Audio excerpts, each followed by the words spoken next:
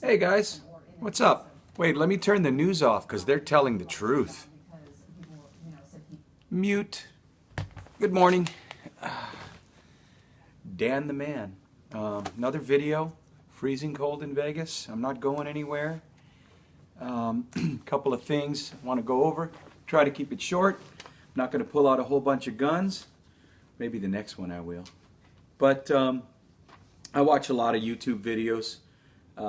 Mainly on survival and some of the conspiracy stuff, and just see what people have to say, because truthfully I'd rather listen to 20 different views on YouTube and make my own decision than listen to these idiots that gonna try and blow sunshine up your you-know-what. Anyway, couple of things. I watched a couple videos, and there were a few that really kind of got to me, and they were survival videos where these guys are kind of going on real rants, and I'm not saying I don't either, but I mean, a couple of just really, I'm going to do this, I'm going to do that, and one of the guys was just yelling, and he's saying how he's going to survive and you're not because he's got this, and I'm looking at him, and he's about 300 pounds, and he's puffing on a cigarette, telling me how he's going to survive, and a couple of things came to mind for me is, to me, to survive means to live. Be one of the ones to live. And before you worry about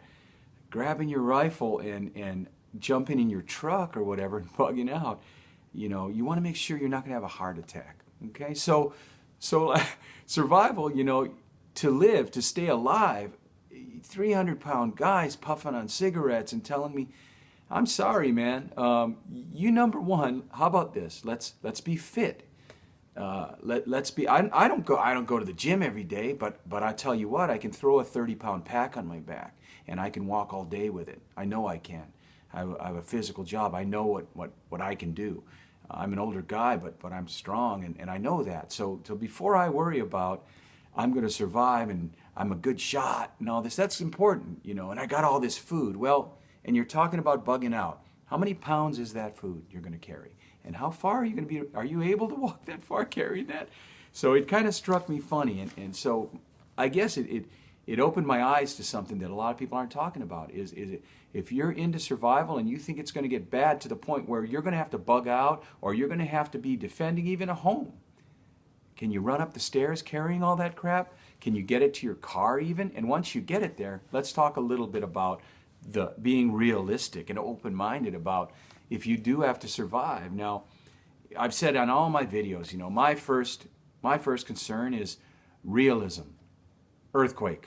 That's more likely to happen than the Iraqis running down my street with RPGs. Now, that's still a possibility, but I'm going to prepare first for my area and what I'm going to need to do in reality. So I'm going to be fit. I could lose 10 pounds. It's almost Christmas time, and I'm pigging out on the turkey and all that. But I can tell you, through my job and through what I do, I can throw a pack on, and I can pretty much hang with the young guys. So I know that I'm fit enough where I'm going to be able to do some of these things that all these people say they're going to be able to do. So that's number one. And then think about realistic scenarios. I mean, the zombies. Now, can that happen? That's way down my line of what realistically might happen. It could. I don't know. I don't doubt it, because I've seen things happen in my life that I would have never dreamed of, and you probably have too. So, but realistic scenarios, and if something does happen, I've talked about I'm going to stay here and defend first, and of course that's the safest thing to do when you can do that. And if you're going to do that, do you have water, food, the basics, food, supplies, and your shelter? You're here. So if you don't have that to begin with, then all the rifles in the world don't help you. All the ammo, you may be able to barter it, because I believe ammo might, if something like that happened, might be worth more than gold or anything you could have. One bullet saves your life. What does a bunch of stacks of paper do when it's worth nothing? So anyway, not to harp on that, but be realistic. If you run out of water and you're not bugging out, and you last your month, 2 months, how far do you need to go to get more water? Can you do that? How much water can you carry if you can't drive your four-wheel drive truck? If the roads if it's as bad as some people say, and the freeways are jammed, how far can you go carrying I think a gallon of water is 6.5, 7 pounds. You know, you throw 3 gallons in your pack, and can you carry it? This guy I watched, it didn't look like he could get off his couch. So, man, again, being fit and being realistic, how much food and water can you carry? And if you bug out, how much are you going to have with you? And things like that. So if you're staying at home, you're going to need to know how much you got, how long you can last. When you run out, where are you going to get it? And how much weight is that going to be? How far are you going to have to carry it without transportation? And then you're staying home, but then you need a backup plan, and that backup plan might be bugging out. And if that's your backup plan, that's fine. But where are you going? How are you getting there? I see these guys with these giant trucks on these prepper shows, and what does that do you if you're in the middle of the city and the freeway is locked up? Where do you think you're going? So be realistic and have a backup plan. No truck? Well, then if you're really bugging out, you're on foot, man. Bicycle? I don't know. Do you have a backup plan? Fuel, can't get it, ran out of fuel. Now what? Where's your backup plan? The ultimate backup plan is the worst case scenario, which is I'm on foot, I'm carrying what I can carry, and I make sure my family, my daughter, my son, my wife, they're going to have a pack on too. What can they carry? So that's your worst case scenario if you ask me, is you got to go out on foot, and you're going to have to be able to carry what you need to survive. I got a pack right there. It's got what I need. I can start a fire, cook, I can hunt. I've got warmth. I've got, I've got shelter, So be realistic. So be fit. Understand your scenario that you're in, your realistic scenario. I mentioned before, what good does snowshoes do me? Later they might. I know how to make them. But I don't need them now. I'm in the desert, okay? So it's not realistic for me to really worry about carrying an extra 10 pounds of snowshoes in my pack. I'd rather have my gas masks. Anyway, what kind of weather are you going to run into? I'm in the desert right now. I'm in Nevada, outside of Vegas, and it's 27 degrees today. Is anybody ready for that? You should be. You should be. That's about as bad as the weather gets here as far as cold goes. But you need to have what you need to survive in a realistic scenario. Okay. I'm going to make another video later that's going to talk about the different kinds of disasters. But if you ask me, and I'll say it again, plan realistically, man. Windstorm comes through, blows a bunch of houses down. You might not have to survive a long time, but you might want that water. You might not run out of food right away, okay? But if someone, some idiot blows up a nuke down on the Strip, on the Las Vegas Strip to get all the sinners, you might need to bug out. You might need to get out of here. Maybe you need to stay, but you need food to sustain you. I got buckets of food, and I know how many I can fit in the back of my truck, but I also know that the truck might not be viable. I'm going to take it as far as it'll go, and then I'm going to load up and go on foot. So I guess what I started out with on this video was, to watch these guys, and there's another one I want to say on the Prepper show I was watching, where he's telling me that he's going to have all his people, and they line them all up. And they're out in Oklahoma or something, and they're the ones that are going to come get what you got. They're not worried about saving any of their own. They're going to come raid your place.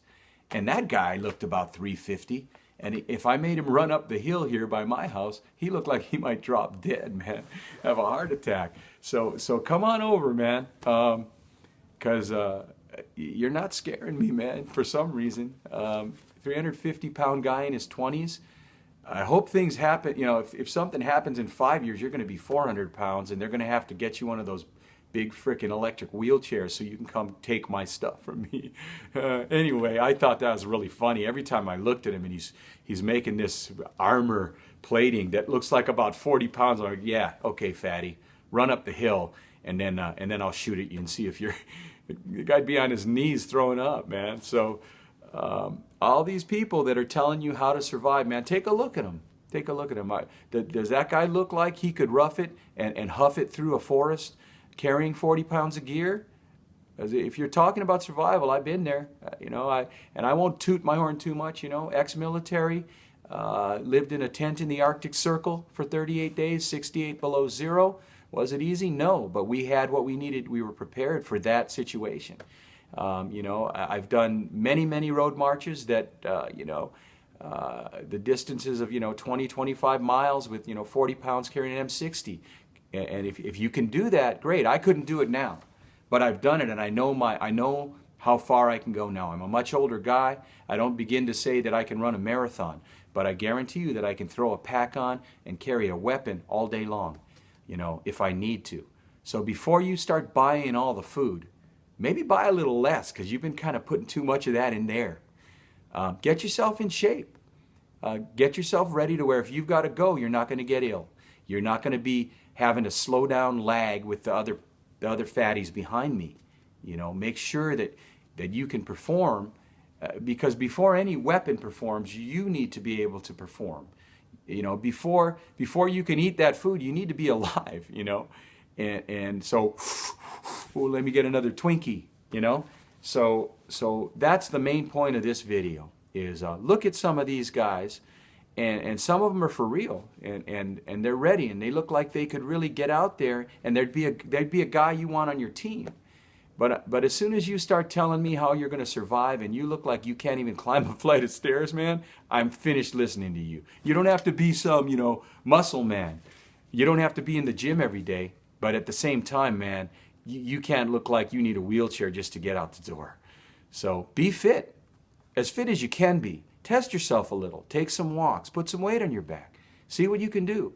Because if you want to survive, it's not going to be where you jump in your air-conditioned car, turn on the heater because it's cold out, and drive up to 7-Eleven for your 86-ounce Slurpee, man.